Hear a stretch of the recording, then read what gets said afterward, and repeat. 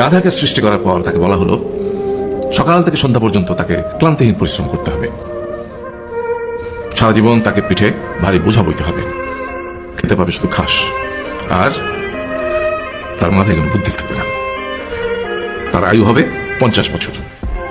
গাধা করজোড়ে সৃষ্টিকর্তাকে বলল, আমি এত বছর বাঁচতে চাই না, আমাকে 20 বছর আয়ু দেওয়া হোক। সৃষ্টিকর্তা সেটাই মঞ্জুর করলেন। কুকুরকে যখন সৃষ্টি করা হলো তখন তাকে বলা হলো যে সে হবে মানুষের সবচেয়ে বড় বন্ধু, কিন্তু সে খাবে মানুষের উচ্ছিষ্ট, এবং তার আয়ু হবে 30 বছর। কুকুর সৃষ্টিকর্তাকে বললো, আমি এত বছর বাঁচতে চাই না, আমাকে 15 বছর আয়ু দেওয়া হোক। সেটাই মঞ্জুর করা হলো।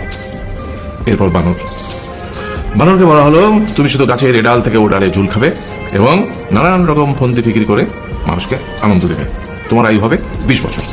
বানর বললো, আমি 20 বছর বাঁচতে চাই না, আমাকে 10 বছর দেওয়া হোক। সেটাই মঞ্জুর করা হলো। এবার এলো পুরুষ মানুষের পালা। তাকে বলা হলো যে তুমি হলে প্রাণীকুলের মধ্যে সবচেয়ে বিচক্ষণ এবং বুদ্ধিমান, সেই জন্য তোমাকে প্রাণীদের শিরোমণি করা হলো এবং তোমার আয়ু হবে 20 বছর। তখন পুরুষ মানুষ বলল, করজোড়ে বলল সৃষ্টিকর্তাকে যে 20 বছর আয়ু অত্যন্ত কম, হে প্রভু, আমাকে ওই গাধার সে যে 30 বছর আয়ু চায়নি সেটা আমাকে দেয়া হোক, ওই যে কুকুর 15 বছর ফিরিয়ে দিয়েছিল সেটাও আমাকে দেয়া হোক, আর যে বানর 10 বছর নেয়নি সেটাও আমাকে দেয়া হোক।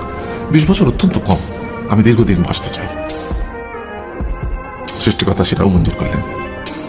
তারপর কি হলো?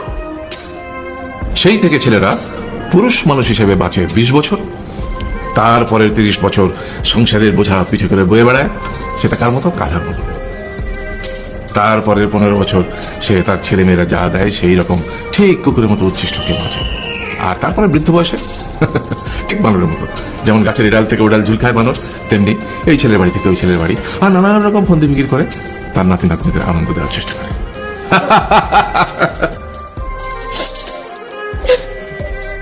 আরে গাধাকে সৃষ্টি